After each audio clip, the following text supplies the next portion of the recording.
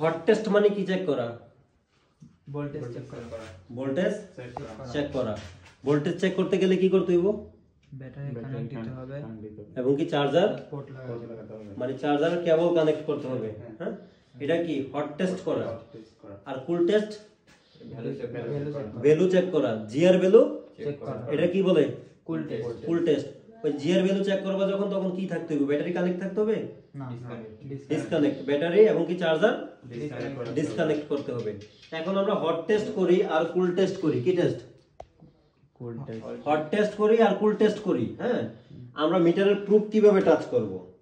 হ্যাঁ, এই যে যেমন আমাদের বল কি, যেমন আজকে একটা বল করছো তুমি, বলটা হচ্ছে কি এইভাবে ধরছো, একটা প্রুফ গ্রাউন্ডে ধরছো। যে কোনো আমরা জিআর ভ্যালু চেক করি আর ভোল্টেজ চেক করি, আমরা একটা প্রুফ কই রাখতে হয়? গ্রাউন্ডে। সেটা পজিটিভ হোক আর নেগেটিভ হোক। হয়তোবা ভোল্টেজ চেক করার ক্ষেত্রে ব্ল্যাক প্রুফটা আমরা গ্রাউন্ডে রাখি আর রেড প্রুফ দিয়ে ভোল্টেজ চেক করি। আর জিআর ভ্যালু চেক করার ক্ষেত্রে রেড যাবে গ্রাউন্ডে আর ব্ল্যাক আসবে পয়েন্টে, পজিটিভ পয়েন্টে। হ্যাঁ, আচ্ছা, তাহলে ধরো তুমি যেটাই চেক করো, কি চেক করো? যেটাই চেক করি আমরা একটা প্রান্ত চেক করব, একটা প্রান্ত অথবা একটা ভোল্টেজ। হ্যাঁ, এখন যদি আমরা একটা প্রুফ এখানে ধরি, হ্যাঁ, ধরার পর যদি আমরা এভাবে চেক করতে যাই, ধরো তুমি এটা কিভাবে চেক করলা? এইভাবে টাচ করলা। এইভাবে টাচ করাতে কি হইতাছে? এখানে দেখো তো, এভাবে টাচ করাতে দুইটা একসাথে লাগা যাইতাছে। কি হইতাছে? দুইটা একসাথে লাগা যাইতেছে। দুইটা একসাথে লাগা যাইতাছে। কার সাথে লাগতাছে? ওই কয়েলের সাথে। কয়েলের সাথে এই ক্যাপাসিটর লাগতাছে। তখন লাগে কি হইতাছে?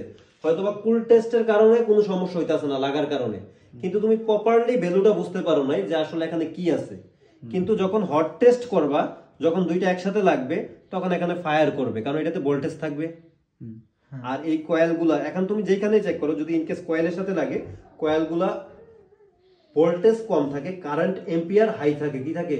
এম্পিয়ার হাই থাকে। এগুলোর সাথে যখন এই যে আজকে বিকালে একটা তোমার টাচ হইছে, হওয়ার সাথে সাথে কি হইছে? ক্যাপাসিটর ড্যামেজ হয়ে গেছে। হ্যাঁ, তো এখন এটার হওয়ার কারণে আমাদের সিপিইউতে বা এমএমসিতেও ইফেক্ট পড়তে পারে। যদি এই কয়েলের লাইন যদি সিপিইউতে থাকে, সিপিইউতে ইফেক্ট পড়বে। ঠিক আছে না? এখন তোমাদের কি করতে হবে? যখনই আমরা হট টেস্ট করব বা কুল টেস্ট করব, হ্যাঁ, প্রুফ ধরতে হবে একদম সিধা। সিধা বুঝতে নেই আমরা, এই যে সিধা এরকম এরকম সোজা ধরতে হবে। এভাবে এভাবে এভাবে ধরা যাবে না। এভাবে ধরতে পারো যদি একটার সাথে আরেকটা টাচ না হয়। কি না হয়? টাচ না হয়। হ্যাঁ, এই জিনিসটা ভালো করে লক্ষ্য করতে হইব। এখন আমরা এভাবে রাখলাম, রাখার পর সরাসরি আমরা কি করলাম? এভাবে ধরলাম। কিভাবে? এভাবে। তাইলে কি এটা একটার সাথে একটা টাচ হইছে? না। এখন আমরা এই প্রান্তে চেক দেবো। এই প্রান্তে চেক দিলে আমরা ওইদিকে হালান দিয়ে ধরবো। হ্যাঁ, মানে ওইদিকে হালকা বাঁকা করে এভাবে ধরলাম। তাহলে কি একটার সাথে একটা টাচ হবে? না। হ্যাঁ, হবে না। এখন ধরো এখানেও যদি আমরা চেক করি, এটা তো হচ্ছে একটা বাঁক কয়েল না? এখন যদি আমরা এখানে চেক করি, এখানে ধরবো এভাবে খাড়া কইরা। এইভাবে যদি আমরা বাঁকা কইরা ধরি, তাহলে কি হইতে পারে? এই ক্যাপাসিটরের সাথে হইতে পারে অ্যাডজাস্ট। এভাবে ধরলে এটার সাথে কানেক্ট হয়ে যেতে পারে না ধরাটা?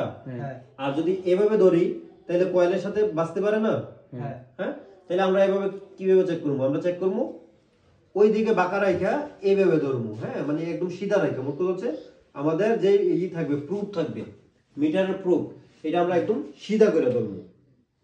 এটা আগে শিওরমো কি যে একটার সাথে যেন আরেকটা টাচ না লাগে। কারণ দেখা গেছে আমরা একটা লগে একটা টাচ যখন লাগে যাইবো, একটা ভ্যালু চেক করতে যাবো, দেখা গেছে এটা ওইটার সাথে টাচ লাগছে, কিন্তু ভ্যালু পাইছি ওইটার, এটার কোনো ভ্যালু নাই।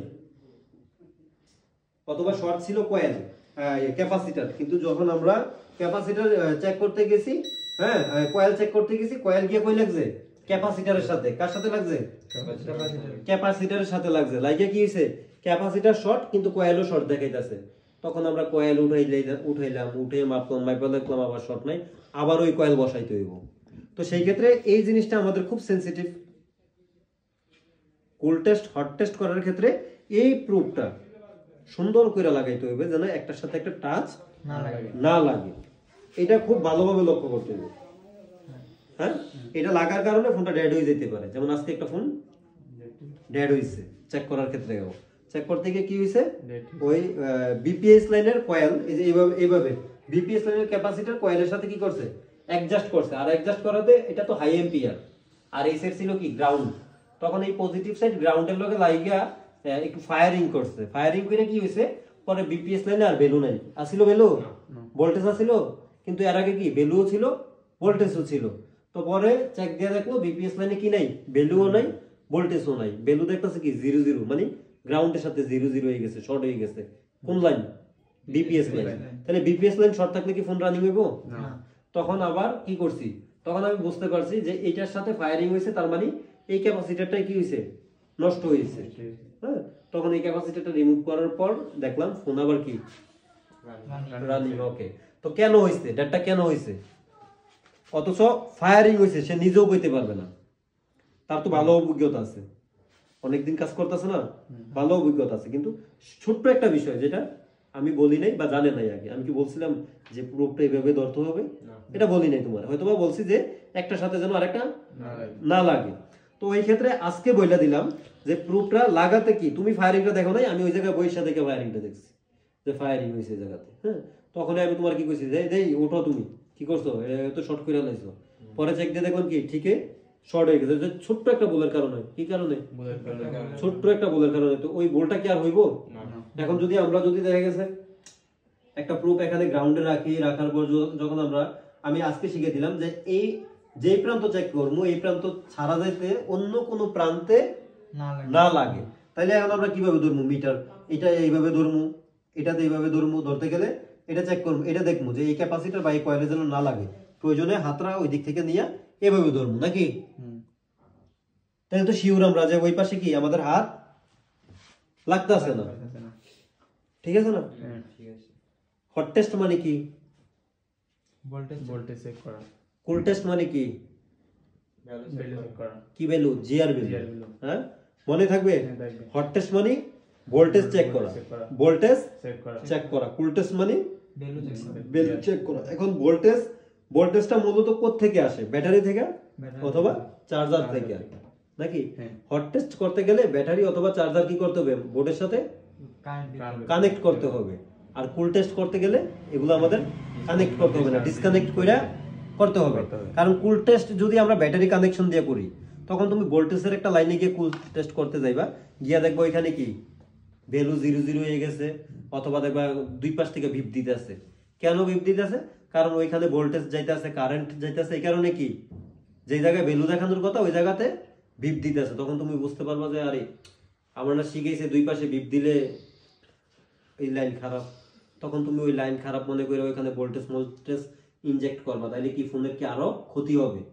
তো ওই ক্ষেত্রে কুল টেস্ট করার আগে ভালোভাবে দেখতে হবে যে ব্যাটারিটা আমি ডিসকানেক্ট করছি কিনা, চার্জারটা খুলছি কিনা, বা প্রয়োজনে বোর্ডটা ওই যে মেইন যে আছে মিডল পার্ট আছে ফোনের, ওই মিডল পার্ট থেকে আলাদা করে নাও, আলাদা করে নিচে আনো, আইনা এখানে আইনা চেক করো। বা পিসিবি লকারে আটকাই নাও, পিসিবি লকারে আটকানোর পর ভ্যালু চেক করো, জিআর ভ্যালু। কি ভ্যালু? GR value. আর ভোল্টেজ চেক করতে গেলে বা হট টেস্ট করতে গেলে মানে ভোল্টেজ চেক করা, হট টেস্ট করতে গেলে আমরা মিডল পার্টে আমাদের মাদারবোর্ড লাগাতে হবে, ওইখানে ব্যাটারি কানেক্ট দিতে হবে, আবার আমাদের চার্জারও কানেক্ট করতে হতে পারে। ঠিক আছে না? মনে থাকবে হট টেস্ট মানে ভোল্টেজ চেক করা, আর কুল টেস্ট মানে জিআর ভ্যালু চেক করা। মনে থাকবে? ঠিক আছে, ওকে।